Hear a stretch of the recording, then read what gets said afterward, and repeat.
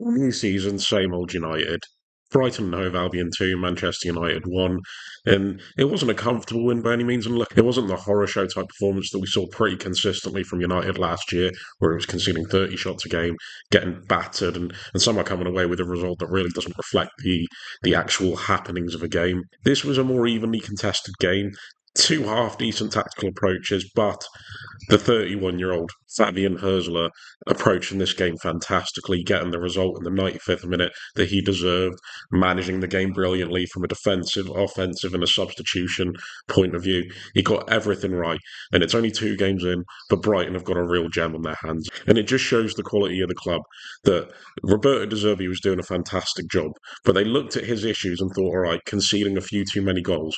So they've gone out and they've got a manager that retains the attacking quality and that smart final third play with quality and fast-paced attacking players that De Zerbi bought, but he's made them more defensively structured. They're not as man-to-man. They're not as wacky as they were under De Zerbi. They're so much more well-balanced under Hurzeler. Again, 2 games in, anything could happen between now and the end of the season. He could be sacked by December, and this looks foolish, but I don't think he will be. I think they've got another gem on their hands. As I say, balanced everything really well, and we're going to go over their attacking phase first of all. Okay, so United didn't press high, so Brighton were able to move up the pitch fairly easily and get into their main attacking shape, which was the 2-3-2-3, with Billy Gilmour sitting in between the 2 fullbacks, Milner and Pedro in the 2 8 positions, with Matoma and Minter wide in the wings with Welbeck up top. Fernandes and Mason Mount would cut off the passing lane into Billy Gilmour while pressing the centre-back that was on the ball. Not intensely, but just enough to force him into making a decision. So if it was Van Hecke on the ball, Mount would drop in on Gilmour, allowing Fernandes to go and close Van Hecke down, who would probably be forced into a pass to Dunk, which would cause Mount to go and press, with Fernandes then dropping in on Gilmour, sort of like a piston press, and they covered that area really well. Both of them did a really good job. Pressed well, interchanged. I actually thought the pressing was a little bit worse when Xerxes came on. He lacked the mobility to quickly move from target to target that Mason Mount did, and as a result, I think they were a lot easier played through United. Maino and Casemiro were tasked with staying close to Pedro and Milner, respectively, and Rashford and Ahmad were tasked with staying close to the 2 fullbacks. This was easier on the right hand side for United because Brighton didn't really build down their left, and the reason for that is because Hinchelwood would naturally sit a little bit more narrow, which would drag Ahmad a little bit more inside, meaning he could stay really close to Hinchelwood, not giving him any space to receive the ball, which then blocked off a passing lane into João Pedro, and as a result, if Matoma came deep to get on the ball, Mazraoui had an easy follow to get off to him, so they couldn't really attack down the left. They did it very, very scarcely. Where they did get a bit more success on the right hand side was a couple of ways. One, Rashford did a really poor job of managing the space between him and Veltman. He got caught a little bit too narrow at points, and Veltman was just able to pull off and receive a progressive pass from Van Hecke, who could wait it perfectly, and then they could progress from down there. So Rashford got caught time and time again. Didn't really do his job of tracking Veltman well enough. Would catch up to him through his pace, but as I say, got caught in that position time and time again. Against a quicker fullback, could have been worse. Milner's positioning also caused this midfield 2 all sorts of problems, as with Rashford's more narrow positioning, Veltman can maybe use that to his benefit by keeping him inside to create a passing lane to Milner if he came into this position, where Monu wouldn't want to follow him too wide to get on the ball. This movement then allowed Minter to move inside, where it caused Dallo to come in a little bit more narrow, so Milner could then get on the ball in these areas here, as Minter could then make an underlapping run on the inside to receive the ball. Him and Dallo had a really good battle. To be fair, Dallo, I would say, came out the victor. He won that individual battle between them tons, but Minter's positioning still caused problems, and he still got a few crosses away that on another day could have resulted in something a lot more advantageous for Brighton. And it is also worth pointing out that if they couldn't build up through the width, then they would use Milner and Pedro to spread the midfield 2 apart that could create a passing lane from deep into Danny Welbeck's feet, who did a fantastic job of timing his movements into the space between the line to receive the ball. If you would, then Martinez would go to engage. But Welbeck always made these movements correctly, and he's always made them at the right time to receive the pass, to play it off without any real pressure from Martinez. And his one-touch passing out to the wings was fantastic to Minter or to Milner or to Veltman, and Martinez couldn't really get close to him. Fantastic Welbeck. He also showed for the ball in the middle when they were building up on the right-hand side. So let's just say if Minter did have it in this position, then he would just pick his positioning brilliantly, Welbeck, to just sort of keep enough distance between him and Martinez where he could receive it and play a one-touch pass to put him in behind. Just fantastic, the little movements of separation he give himself. You've got to give him credit to being that aware. Also, it wasn't just Milner going out wide with his positioning, it was his movement in behind as well that caused a lot of issues. Dragging Dallo, dragging that defensive line back, which created space in between the lines a lot more, as maybe Mainey would follow him a bit deeper. So it meant João Pedro could cut across and receive the ball a bit deeper, which is where the first goal came from for Brighton. And creating that space for Pedro could put a ball in that caused the goal. So fantastic from Brighton. They did well to manipulate United shape. And United did defend compactly. Brighton didn't carve them open time after time again. But Brighton used their quality to open opportunities and substitutions well when they brought on Ruta, they brought on Ayari, and they brought on a Dinger at the end of the game. That was enough pace and energy to really exploit United's lack thereof and win the game, which caused them issues with the aforementioned qualities that caused corner kicks, sustained pressure in the opposition box, and Brighton win the game. So fair play to them. Really good game plan from an attacking sense. But how did they keep United at the other end, or at least try to? So the reason why Brighton's off the ball shape was a lot more successful against United's attacking shape was because as I was saying before, Brighton's off the ball shape is a lot more adaptable. They're not as heavy metal as De Zerbi's was. They're a lot more conservative. They're very aware to the changes that an attacking team makes. And United's real issue with their build up is they lack pattern, they lack consistency, and they lack repetition. It just seems almost a bit too all over the place with the positions certain players take up. And as a result, they can't get any real structure going, any real consistent level of quality build up to break through a team shape and break through the thirds, whether that be through direct play or short passing style. For a number of reasons.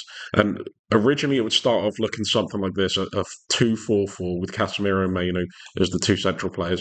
You'd get Welbeck dropping onto Casemiro generally, with João Pedro pushing onto Harry Maguire, and with Yakuba Minter coming onto Lissandro Martinez in this area. And Arna would involve himself in build up when necessary, whether that's to go short or long. And so he could use this shape to play a pass over to Dallo, who would then have Joel Veltman coming into him here. And this was United's preferred method of build-up, was going over through the left-hand side. They would occasionally go to the right-hand side, but Matoma did a really good job of pressing Mazraoui and forcing him into playing backward passes and getting it back to the defence where they could readjust and recalibrate and start again. Rashford was staying high up, occupying Van Hecker, who would come across to cover his run. And then you get Fernandez coming in short, Mainu coming in short to this area to provide shorter options to play through. You get Milner coming over, you get Minter dropping in, you get Billy Gilmore covering across as well. And so when United would try and build up on the left hand side, Brighton would converge over to that side and as a unit really press them over. And to be fair, all the players involved were quality with their movement between players. So let's just say, if I reset this a second, if Dallo was to make his movement inside where his position here, and it allowed Mainu to push further up into this area, which happened a lot, you'd see Dallo invert and you'd see it pushed into a three at the back. Milner wouldn't follow Mainu into a deeper state. He'd stick on Dallo as that was the player that was in that zone that he was occupying. Now, this meant that Veltman could drop in, maybe push onto Fernandez a bit in this area, but this meant that Mainu, that Bruno Fernandez could drop into the left back position to receive the ball, and they would react accordingly. So let's just say if the quick ball went in here, you'd get Minter again dropping in, Veltman coming across, Milner making the movement to shadow his press over to Fernandez from Dallo, Gilmore again coming across with Mainu off the short option. So they do a really good job of matching United's shape through their zonal sense to keep them in one area and press them and trying to win the ball as quickly as possible. They did occasionally break out United by the sheer numbers they had in these positions by playing it through. And what they would then do was play it quickly over to the other side where they could get the ball to Amad Diallo, who would receive the ball in this area, which would then ignite the overlapping run of Mazraoui that could potentially take Hinshelwood away and allow Ahmad more space to dribble through. Only happened a couple of times, and Ahmad got his decision making wrong at points and his quality wrong in his shooting and his passing, apart from the equalising goal. But that was the effective way they attacked down that right hand side. A big issue they had on this left hand side as well was Rashford's positioning. Now, Rashford was far too central at points to receive a long direct ball from one of the players in this area. So let's just say if Mainu got it, Bruno did, or Dallo to try and get the ball over the top. It was easy for Van Hecker to deal with, who won his individual battle all game. Is because of Rashford's positioning, he could only make a direct run. He wasn't starting out wide, curving his run in, where he could come at it with an angle and get the jump from Van Hecker, catch on his blind side. Van Hecker was always comfortable with the direction of the ball, with his space between Rashford and Rashford's telegraphing of his movements. So poor from Rashford all game. His footballing IQ just isn't there for a player who should be in the peak of his career by now. And as a result, he really limited United with that direct and that transitional option. It is no coincidence that the best they've looked on transition on the direct option is when Garnacho's been on the pitch because his dribbling, his ability to take players on, and his movement in behind is top notch. So as a result, when United would go with the long option, it fell apart usually with Rashford's poor ability to position himself properly for the running behind. They also did try and go 3-1-6 originally from build up, and Brighton would adapt to that perfectly if I just saw that out now. Brighton would then sit off and then mid block 4-4-2 and leave that back three on the ball. The reason for that is because of the way they shape off the ball. If they went man to man, they would leave a lot of space in between the lines that United could make the most of with the sheer numbers and the sheer numerical superiority they had in those situations. So they'd stand off. It wouldn't just be Casemiro dropping into the back line. You'd get Mainoo doing it on occasion. You get Dalot doing it, or even Dalot could provide the single pivot option and allow Mainoo to move further up the pitch. So again, flexible, no really repeated pattern. It just felt a bit all over the place, and Brighton could deal with it well. And let's say if Maguire did play this pass into Mazraoui, again they'd converge. You'd get Gilmore coming across, Matoma following suit. You'd get Pedro dropping in, and Brighton's wide shape, which I was a bit critical of in the Everton game, but it worked well in this regard because they were just always around to adapt to United's numerical advantages that they held. And because of the energy levels, because of the fitness levels, especially from James Milner, the model professional of the Premier League era. I mean, to cover the ground and use his running on and off the ball the way he did throughout the game is nothing short of commendable. And the fact he'll break the Premier League appearances record this season, or at least he should do, providing nothing bad happens, is a testament to his fitness and just his dedication to the game. You have to give him a lot of credit for that. And so they responded really well to all the times that the ball went between the lines. And because there was such a little gap in between the defence and midfield line for Brighton, because they were so compact vertically, the idea of Mount and Bruno dropping in to cause ill decisions of the centre-backs didn't really affect them because they weren't dropping into space unless they dropped so deep.